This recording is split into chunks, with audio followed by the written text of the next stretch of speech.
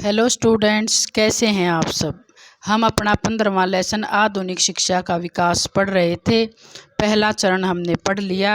अब है दूसरा चरण 1858 ईस्वी से 1966 ईस्वी तक। पंजाब में विलय होने के बाद हरियाणा के शिक्षण क्षेत्र में अनेक प्रकार के बदलाव किए गए। पंजाब की सरकार ने 1858 ईस्वी में तय किया कि लोगों द्वारा जो देशज स्कूल चलाए जा रहे हैं उनके साथ साथ 6-7 मील की दूरी पर एक सरकारी स्कूल खोला जाए। लेकिन सरकार की यह योजना आर्थिक संसाधनों की अभाव और प्रशासकीय द्वेष के कारण सफल नहीं हो सकी। लेकिन इससे यह लाभ हुआ कि चल रहे देशज स्कूलों की स्थिति में सुधार आया। अब इन देशज स्कूलों को सरकार द्वारा अनुदान राशि के रूप में आर्थिक सहायता प्राप्त होने लगी तथा इनका मार्गदर्शन भी सही प्रकार से किया जाने लगा। शहरों में स्कूल, मदरसों, पाठशालाओं की संख्या में बढ़ोतरी होने लगी। पंजाब सरकार ने 1880 ईस्वी में एक कमेटी का गठन किया जिनमें 3 सदस्य थे। इस समिति ने सुझाव दिया कि अलग अलग स्तरों के आधार पर स्कूलों का वर्गीकरण किया जाना चाहिए। इस सुझाव से हरियाणा में स्कूलों की संख्या तेजी से बढ़ने लगी। 1880-81 ईस्वी के बाद अम्बाड़ा में 97 स्कूल, करनाल में 42, गुड़गांव में 82, हिसार में 51 व रोहतक में 40 स्कूल बन चुके थे। हरियाणा में शिक्षा के विकास को हम इस प्रकार से समझ सकते हैं। दूसरे चरण के पहला है हंटर शिक्षा आयोग 1882 ईस्वी। इस आयोग के अध्यक्ष W हंटर थे। पाश्चात्य शिक्षा के विकास के लिए इस आयोग ने कुछ सुझाव दिए जो इस प्रकार हैं। विश्वविद्यालय की स्थापना की जाए, उच्च शिक्षण संस्थाओं पर से सरकारी नियंत्रण कम किया जाए, प्राथमिक शिक्षा के लिए नगरपालिकाओं, राज्य व जिला बोर्डों को जवाबदेह बनाया जाए, कॉलेजों को सरकारी अनुदान जारी किया जाना चाहिए, मानसिक शिक्षा के साथ साथ शारीरिक शिक्षा पर भी बल दिया जाना चाहिए। शिक्षा के क्षेत्र में गुणात्मक सुधार लाने के लिए उच्च अधिकारियों द्वारा समय समय पर शिक्षण संस्थाओं का निरीक्षण किया जाना चाहिए। छात्रवृत्तियों से संबंधित नियम बनाए जाने चाहिए। माध्यमिक स्कूलों व कॉलेजों का संचालन भारतीयों को सौंप दिया जाना चाहिए। मुस्लिम शिक्षा पर विशेष ध्यान दिया जाना चाहिए। आदर्श पाठ्यक्रम तैयार किया जाना चाहिए। इसमें मौलिक सिद्धांतों का अनुसरण किया जाना चाहिए। सरकारी तौर पर गैर सरकारी स्कूलों में एक जैसा पाठ्यक्रम लागू किया जाना चाहिए। सरकारी तथा गैर सरकारी स्कूलों में एक जैसा पाठ्यक्रम लागू किया जाना चाहिए। पंजाब सरकार ने हंटर आयोग की इन सिफारिशों को अपनी सहमति दी और 1882 ईस्वी में इसी के तहत पंजाब विश्वविद्यालय का गठन किया गया। सरकारी सहायता ने शिक्षा के विकास को तीव्र करने में महत्वपूर्ण भूमिका अदा की।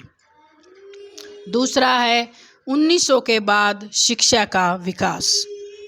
हरियाणा में सरकार की ओर से विशेष ध्यान न दिए जाने के कारण यहाँ पर पाश्चात्य शिक्षा का विकास बहुत धीमी गति से हुआ। शिक्षा के साधनों के विकास के लिए न ही सरकार ने और न ही किसी निजी संस्था ने पहल की।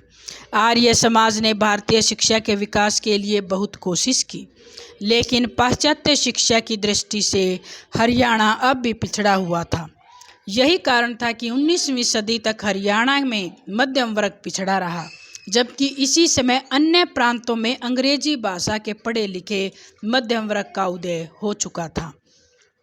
19वीं सदी के अंत में राष्ट्रीय नेताओं ने सरकार से शिक्षा के विकास में रुचि दिखाने के लिए दबाव बनाना शुरू किया। धीरे धीरे गांव की परंपरागत सोच में भी अब बदलाव आने लगा था। 1913 ईस्वी में सरकार ने शिक्षा विभाग को अलग कर उसे डायरेक्टर जनरल ऑफ एजुकेशन के अधीन कर दिया। 1917 ईस्वी में सैडलर कमीशन का गठन किया गया। इस कमीशन के व्यावसायिक शिक्षा के महत्व पर जोर दिया। उनका मानना थी कि सरकार को इस क्षेत्र में ज़्यादा हस्तक्षेप नहीं करना चाहिए और स्त्री शिक्षा के विकास के लिए अलग शिक्षा बोर्ड की स्थापना की जानी चाहिए। हर 2 मील की दूरी पर 50 बच्चों के ऊपर एक स्कूल खोलने का भी निर्णय लिया गया। पंजाब सरकार ने 1919 ईस्वी के एक्ट के तहत सभी क्षेत्रों में प्राथमिक शिक्षा को अनिवार्य तथा निःशुल्क बना दिया। सबसे पहले हरियाणा के रोहतक जिले में 6 सरकारी स्कूल खोले गए। इसी तरह बाद में अन्य दूसरे जिलों में भी सरकारी स्कूलों की स्थापना की गई। अधिनियम 1935 में प्रांतीय स्वायत्तता के सिद्धांत को अपनाया गया। अब प्रांतों में लोग चुनाव प्रणाली द्वारा अपने प्रतिनिधियों का चुनाव कर सकते थे। इस प्रणाली के तहत 1937 ईस्वी में प्रांतीय चुनाव हुए, जिसके परिणाम स्वरूप सर सिकंदर हयात खां के नेतृत्व में यूनियनिस्ट पार्टी की सरकार बनी। इस पार्टी में रोहतक के प्रमुख नेता सर छोटू राम ने भी भाग लिया। इस पार्टी का आधार मुख्य रूप से ग्रामीण क्षेत्र था, जिसके कारण हरियाणा के ग्रामीण क्षेत्रों में शिक्षा के विकास पर विशेष ध्यान दिया गया। इस समय हरियाणा क्षेत्र में स्कूलों की संख्या जल्दी ही बढ़ गई। 1870 से 71 ईस्वी में हरियाणा के स्कूलों की संख्या 220 थी, जबकि 1900 ईस्वी तक स्कूलों की यही संख्या बढ़कर 700 हो चुकी थी। शुरुआत में कन्या शिक्षा के लिए मिडिल स्कूलों की व्यवस्था नहीं की गई थी, लेकिन 1922-23 ईस्वी में ग्रामीण क्षेत्रों में कन्या स्कूलों की संख्या 6 थी। 1931 ईस्वी तक मिडिल स्कूलों की संख्या 900 को पार कर चुकी थी।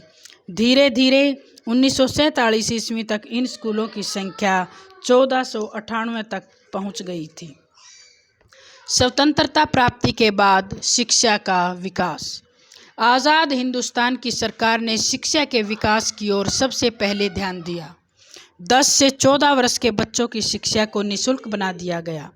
अन्य प्रांतों की तरह हरियाणा में भी नई शिक्षा योजनाओं को लागू किया गया। इसके तहत अनेक प्राथमिक, मिडिल तथा हाई स्कूलों की स्थापना की गई। स्वतंत्रता प्राप्ति के बाद हरियाणा में स्कूलों की संख्या तेजी से बढ़ी। 3 साल के अंदर यह संख्या 1775 हो गई। 1960 ईस्वी तक हरियाणा में 4000 स्कूल थे, जो 1966 ईस्वी तक 4498 हो गए। अब लगभग 3.3 वर्ग मील पर स्कूल हो गए। माध्यमिक स्तर की शिक्षा के अंतर्गत मिडिल व हाई स्कूल आते थे। इसकी शिक्षण पद्धतियों में भी काफ़ी बदलाव किया गया। 1947 ईस्वी तक हरियाणा में हाई स्कूल की संख्या 73 थी, जबकि मिडिल स्कूल 110 थे। इसमें लगभग 40,713 छात्र शिक्षा प्राप्त कर रहे थे। 1951 ईस्वी तक इस संख्या में काफ़ी वृद्धि हो चुकी थी। अकेले रोहतक जिले में 108 हाई स्कूल और 47 लड़कियों के स्कूल बन चुके थे। इनमें 23,400 लड़के तथा 1,739 लड़कियां शिक्षा ले रही थी। 1966 ईस्वी तक हाई स्कूलों की संख्या 620 तक पहुंच गई थी, जिनमें करीब 2 लाख छात्र शिक्षा प्राप्त कर रहे थे। अब भी इनमें लड़कियों की संख्या काफ़ी कम थी। 1927 ईस्वी तक हरियाणा में सिर्फ एक इंटरमीडिएट कॉलेज रोहतक में था, लेकिन 1947 ईस्वी के बाद रोहतक में 3 तथा हिसार, अम्बाड़ा व गुड़गांव में एक कॉलेज बन गए थे। आज़ादी मिलने तक हरियाणा में केवल 6 कॉलेज थे। इन कॉलेजों में कला संकाय के छात्र काफ़ी संख्या में थे। 1951 ईस्वी तक हरियाणा में कॉलेजों की संख्या 14 हो गई। 1956 ईस्वी में सिरसा में नेशनल कॉलेज की स्थापना हुई। यह कॉलेज हिसार से पंजाब तक केवल एकमात्र कॉलेज था। 1966 ईस्वी तक हरियाणा में 40 कॉलेज बन गए थे, जिनमें 9 महिला कॉलेज थे। कॉलेजों की स्थापना में सामाजिक संस्थाओं का बहुत बड़ा योगदान था। इनमें मुख्य थे वैश्य महासभा, अहीर महासभा, जाट महासभा। 1956 ईस्वी में कुरुक्षेत्र विश्वविद्यालय के रूप में हरियाणा में पहला विश्वविद्यालय की स्थापना की गई। इस विश्वविद्यालय के साथ सभी स्थानीय कॉलेजों को जोड़ा गया, जबकि अन्य कॉलेजों को पंजाब विश्वविद्यालय के साथ रखा गया। उच्च शिक्षा की सुविधा के लिए हरियाणा में एक आयुर्विज्ञान कॉलेज, एक इंजीनियरिंग कॉलेज तथा करनाल क्षेत्र में एक डेयरी विकास संस्थान स्थापित किया गया। शिक्षा के क्षेत्र में हरियाणा में वास्तविक विकास 1966 ईस्वी के बाद ही हुआ। 1947 ईस्वी से पहले हरियाणा शिक्षा की दृष्टि से अन्य प्रांतों से काफ़ी पिछड़ा हुआ था। पर्याप्त आर्थिक संसाधनों के अभाव व औपनिवेशिक सरकार की उदासीनता व उपेक्षा के कारण इस प्रदेश में शिक्षा का विकास नहीं हो पा रहा था। स्वतंत्रता प्राप्ति के बाद यहाँ शिक्षा के क्षेत्र में काफ़ी सराहनीय काम किए गए। इस काल में माध्यमिक शिक्षा के साथ उच्च शिक्षा की भी समुचित व्यवस्था की गई। आज हरियाणा प्रदेश शिक्षा के विकास रथ पर लगातार अग्रसर है। प्राथमिक शिक्षा 20वीं सदी के आरंभिक स्कूलों में सबसे ज़्यादा प्रगति प्राइमरी या प्राथमिक शिक्षा के क्षेत्र में हुई। हरियाणा में 1866 ईस्वी से गांव में जमींदारी स्कूल चले आ रहे थे, जिनमें शिक्षा का स्तर काफ़ी निम्न था। इन स्कूलों में काफ़ी कम समय पढ़ाई होती थी तथा फसलों की कटाई के समय तो ये काफ़ी दिनों तक बंद रहते थे। इस व्यवस्था में किसानों की स्थितियों को ध्यान में रखा गया, लेकिन समय के साथ यह व्यवस्था लाभदायक नहीं रही। इसमें शिक्षा प्राप्त करने वाले छात्रों का ज्ञान स्तर काफ़ी निम्न था। इस कारण उन्हें व्यावसायिक या सरकारी नौकरियों की प्रतिस्पर्धा में पिछड़ना पड़ता था। 1908 ईस्वी में एक नई योजना के तहत जमींदारी स्कूलों का स्थान देहाती स्कूलों ने ले लिया। अब पाठ्यक्रम के तहत इन स्कूलों में पढ़ाई होने लगी तथा समय सारणी का भी निर्धारण किया गया। 1918 ईस्वी में देहाती स्कूलों में सुधार के लिए एक विशेष पंचवर्षीय योजना को लागू किया गया। 1919 ईस्वी में पंजाब सरकार ने एक अधिनियम पास करके प्राथमिक शिक्षा की अनिवार्यता पर बल दिया। हरियाणा में इस योजना को 1922 ईस्वी में रोहतक से लागू किया गया। शुरू में रोहतक के 6 स्कूलों को इसके लिए चुना गया। इसके बाद अन्य क्षेत्रों में इस योजना को लागू किया गया। 1937 ईस्वी के प्रांतीय चुनावों के बाद प्राथमिक शिक्षा पर चुनी हुई प्रांतीय सरकारों ने विशेष ध्यान दिया। चौधरी छोटू लाल के पंजाब सरकार में मंत्री बनने के बाद हरियाणा में प्राथमिक स्कूलों की संख्या में ज़बरदस्त उछाल आया। छोटू राम 1940 ईस्वी के बाद हरियाणा में पंजाब के अधिक स्कूल खुले। स्वतंत्रता प्राप्ति के बाद तो प्राथमिक शिक्षा के विकास को मानो पंख ही लग गए थे। आज़ाद हिंदुस्तान की सरकार ने 10 से 14 वर्ष तक के आयु के बालकों को शिक्षा निःशुल्क देने का फैसला किया। इसका परिणाम यह हुआ कि 1965 से 66 ईस्वी तक प्रत्येक 3.3 वर्ग मील पर एक प्राथमिक स्कूल था। हम यह भी कह सकते हैं कि लगभग प्रत्येक गांव में एक प्राथमिक स्कूल औसतन था। माध्यमिक शिक्षा दूसरा है माध्यमिक शिक्षा। स्वतंत्रता से पहले भारत में औपनिवेशिक सरकार द्वारा माध्यमिक शिक्षा की ओर विशेष ध्यान नहीं दिया गया था। इसीलिए शिक्षा के इस स्तर पर सार्वजनिक शिक्षा तथा निजी प्रयास अधिक किए गए। प्रथम विश्व युद्ध में भाग लेने वाले हरियाणा के सैनिकों ने विदेशों में जाना कि शिक्षा का जीवन में क्या महत्व है। उन्होंने वापस आकर यह बात अपने समुदाय में बताई, जिस कारण से लोगों में माध्यमिक शिक्षा के प्रति रुझान बढ़ने लगा।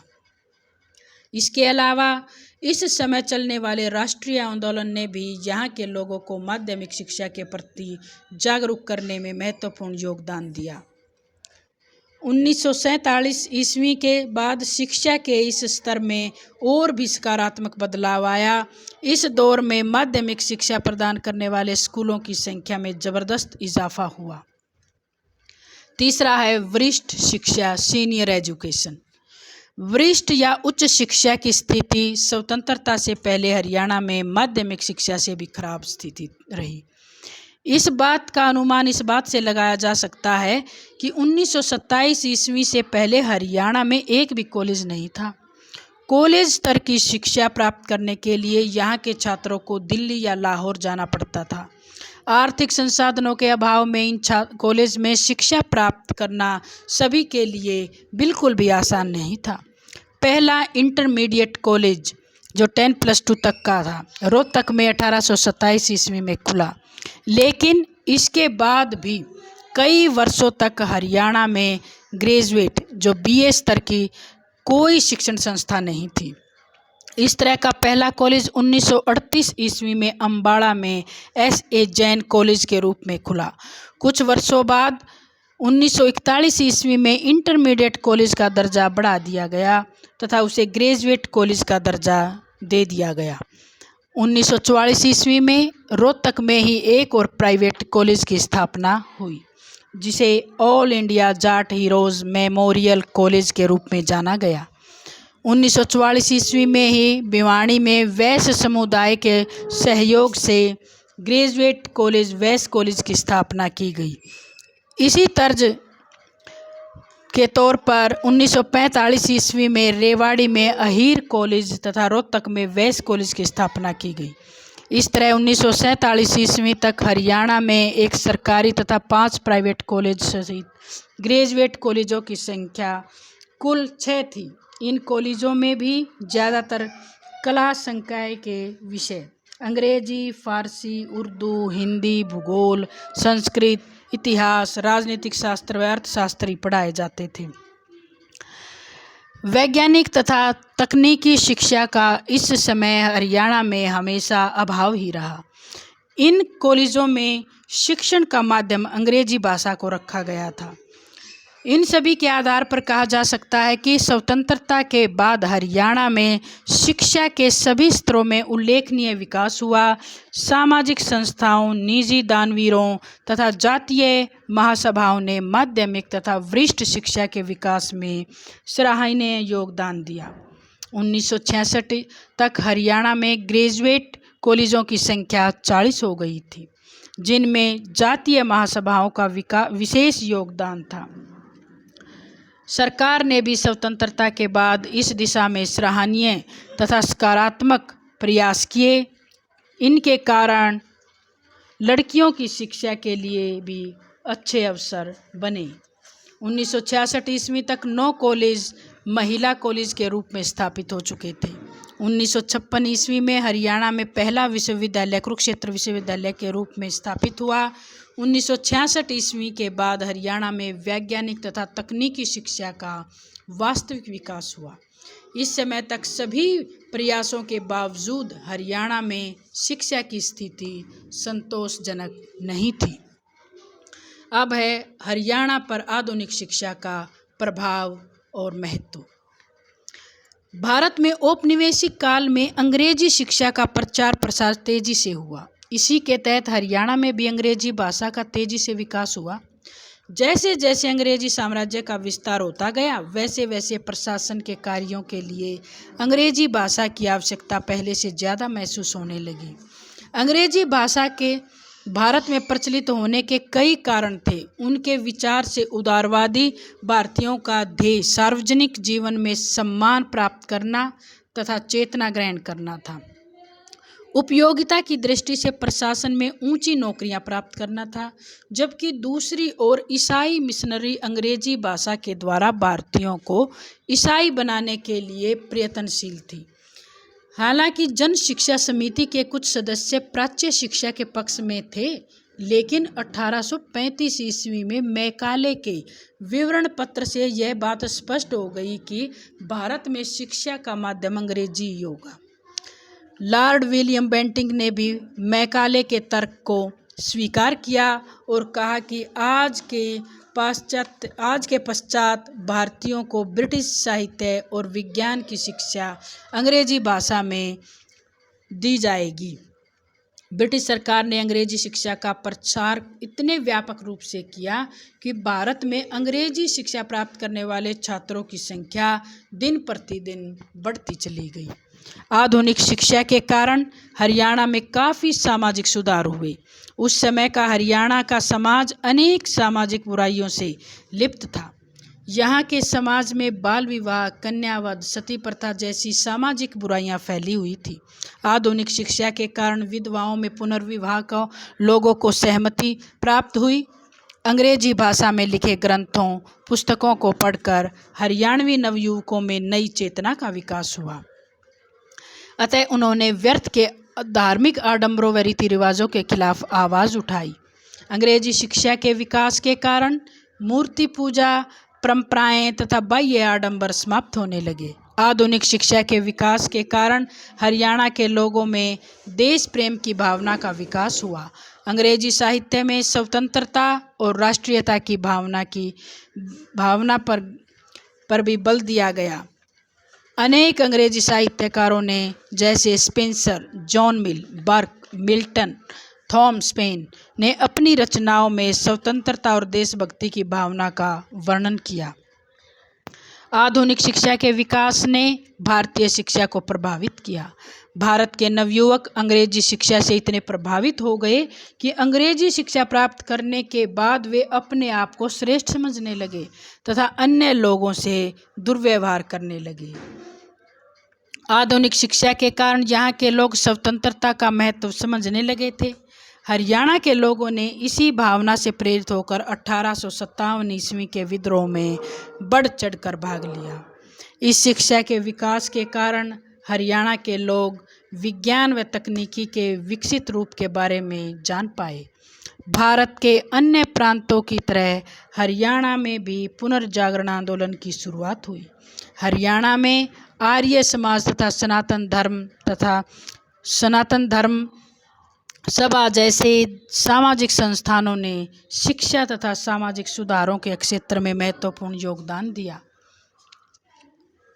डॉक्टर सीताराम के अनुसार भारतीयों ने अंग्रेजी भाषा पढ़कर उसे केवल उदात्त पक्ष को ही स्वीकार किया और यूरोपीय साहित्य एवं विज्ञान से प्रेरणा लेकर वे अपने समाज और धर्म की विसंगतियों और कुरीतियों को दूर करने में लग गए। इस प्रक्रिया का स्वाभाविक परिणाम 19वीं सदी के धार्मिक और सामाजिक सुधार आंदोलनों के अलावा राष्ट्रीयता की भावना का विकास रहा। इन सभी के आधार पर हम यह कह सकते हैं कि हरियाणा वासियों पर आधुनिक भाषा का ज़्यादा प्रभाव पड़ा। अंग्रेजी भाषा का ज्ञान प्राप्त कर यहाँ के लोगों के रहन सहन, भाषा, पहनावा, आचार व्यवहार आदि में अनेक परिवर्तन हुए। विदेशी साहित्य के ज्ञान द्वारा यहाँ के लोगों में राष्ट्रीयता और देश प्रेम के भाव जागृत हुए। तो बच्चों, ये हमारा लेसन कंप्लीट हुआ।